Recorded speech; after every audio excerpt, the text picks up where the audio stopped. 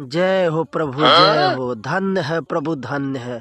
अहो भाग्य हमारे कि आप हमारे सामने पधारे महाराज।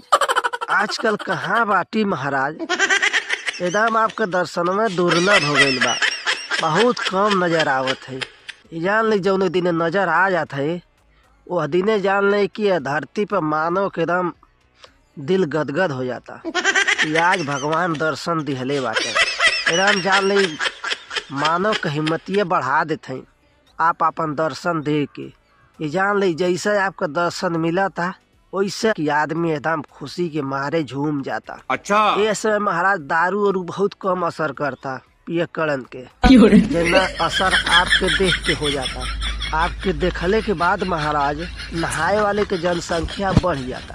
जौने दिने आपके देखत हैं वह दिने ज्यादा लोग नहाए लगत हैं।